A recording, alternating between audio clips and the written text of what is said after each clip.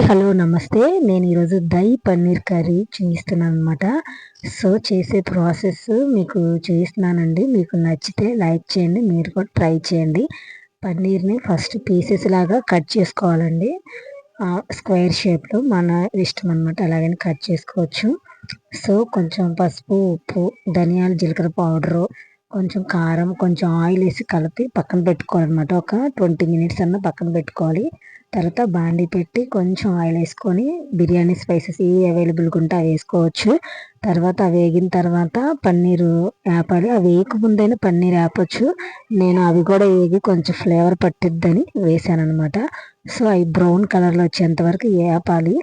వేరే బాండీలో కూడా వేపుకోవచ్చు, ఎందుకంటే ఆ కారం అదంతా ఆయిల్లో ఇదైపోతుంది. సో ఆయిల్ చూసారు అలా చేంజ్ అయిందా, మళ్ళీ ఎక్స్ట్రా ఆయిల్ వేస్ట్ అయిపోవడం, మళ్ళీ వేరే గిన్నె మళ్ళీ కడుక్కునేది మనమే కదా. సో దానివల్ల నేను అదే దాంట్లో వేసాను. వేగిన తర్వాత పక్క తీసేసి కొంచెం అల్లం చిన్నులపాయ పేస్ట్ అయిపోయాను పచ్చివాసన పోయేంత వరకు. తర్వాత మనం తినే గ్రేవీని బట్టి ఆనియన్స్ వేసి వేపాను అనమాట.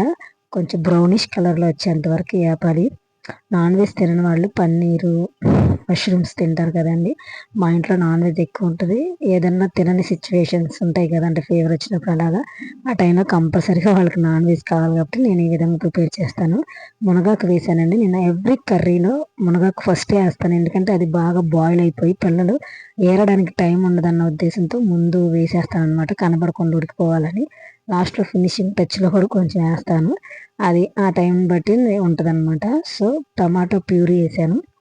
టమాటా ముక్కలుగా వేస్తే మళ్ళీ గ్రేవీ రాదు కదా. సో నేను టమాటాని మిక్సీ పట్టి ప్యూరీ చేసి వేసాను.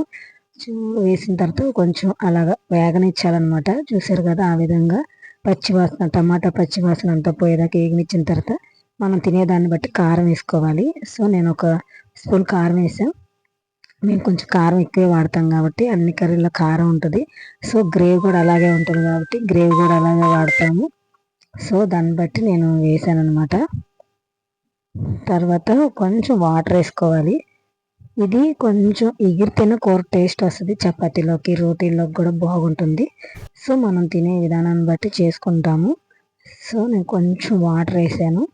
ఆ తర్వాత కొంచెం ఫ్లేవర్ కోసం కరివేపాకు, కంపల్సరీగా ఎవ్రీ కర్రీలో కరివేపాకు ఉండాలి. చూసారా, చాలా ఫ్రెష్ కరివేపాకు. మా ఇంట్లో ఎప్పుడు కరివేపాకు అవైలబుల్గానే ఉంటుంది. నేను ఎక్కువ యూజ్ చేస్తాను కరివేపాకు, మునగాకు. సో హెల్త్కి మంచిది పిల్లల కోసమని. సో కొంచెం కరివేపాకు వేసాను అనమాట.